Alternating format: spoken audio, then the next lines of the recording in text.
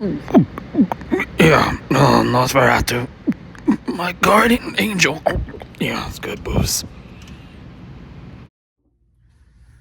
So with Nosferatu here, a lot of people are going to try to talk to you about the director Eggers. They're going to talk to you about the history, this remake, and blah blah blah. I don't care about any of that stuff. I just want a good vampire movie with some horror in it, and I want that vampire going out ripping people apart. That's what I want. Am I going to get that? This movie is about a woman named Ellen, played by Lily Rose Depp. She's really good, by the way. And one night she calls out for a guardian angel. And I don't know why she calls out for a guardian angel. I don't know if they even explained that in the movie. Maybe they did. Maybe I'd fallen asleep at that point. I don't know. Seriously, maybe they did. But I don't think so. She just calls out for a guardian angel, but she must have called in the wrong direction because instead of a guardian angel answering her, it was Nosferatu. Good consolation prize, I guess. So these two hook up, Nosferatu and Ellen, and a steamy summer fling.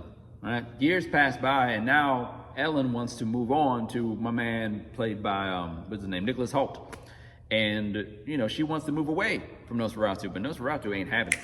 He's like, no, I like what I had. I like that booty. I'm not giving it up so easily. And so the whole movie is pretty much him being obsessed with Ellen and willing to destroy everybody, all kinds of lies and everything in his path to get a hold of Ellen for eternity and love on her and suck the life juices out of her for eternity. The performances in this movie are excellent. The two that stand out to me, a lot of you probably heard about Lily Rose Depp, she's great. And Willem Dafoe, I actually really liked his performance as well. I feel like though the performances are so great, but we don't really get to know these characters. That's my problem with it. They're all at like a 10 of like, that's like their energy. All the characters, not just those two, all the characters are like that. You don't really get to know them, even though the performances are great. I also had a problem with, like the direction's great, the scenes look amazing, it's shot beautifully. But Nosferatu, the title of the movie is Nosferatu, and yet he's barely in it, and when he is in it, he's not that intimidating. He kind of looks like a character you'd fight in Street Fighter.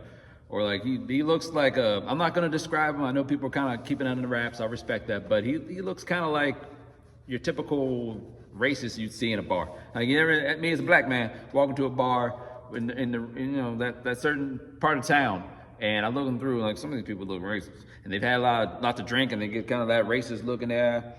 You know what I'm saying? So it's a cross between that and a Street Fighter character with bad skin is what Nosferatu looks like. It's just not intimidating. I mean, I feel like I could beat Nosferatu's ass. I do. Especially if I believe he's racist. I'm all kinds of motivated to beat him down. He's just not intimidating. His voice is booming. That's intimidating. But other than that, I'm not really feeling him, That's just me. This movie in general, I found to be boring. I don't know why it was so raved about by the critics. I guess just because of how it looks, and the performances are amazing. They really are. It's just, for me, it was slow. I wanted, like I said, a vampire movie with some horror, and that's not this. This is very poetic, which I can respect. And I can respect the performances. There's plenty of times throughout the movie I was looking at the time, and I was trying not to fall asleep. That's just me.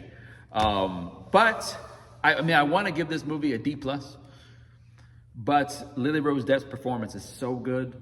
It's not just her dialogue that's good. It's like her body, like her, the way she contorts. It's kind of like a possession movie in a way. You may have heard that. And it's like, in one scene, like she'll go from sad to happy to sad to scared, and like she contorts her body, and like what she's doing with her jaw and her eyes, she's convulsing.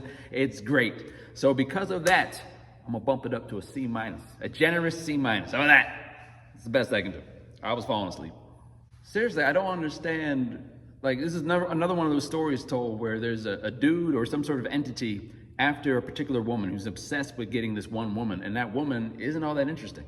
Again, that's nothing against Lily Rose Depp. Her performance was great. I'm talking about the character. Not that interesting. She doesn't seem interesting. She didn't say anything interesting and do anything interesting. She doesn't seem all that intelligent. She's not dumb, but she doesn't seem all that intelligent or talented or funny. She definitely ain't funny. The whole movie was gloomy. All right? Y'all got to lighten up. I know that, the plague's going on in this movie, and you got this force coming at you, but lighten up. All right? There's got to be something to cheer about. Y'all have great hair in this movie. All right? Celebrate that. You've got a lot of rats for like rat meat, I guess. I don't know, like late night Chinese food joints. There's plenty of that going around. There's plenty of reason.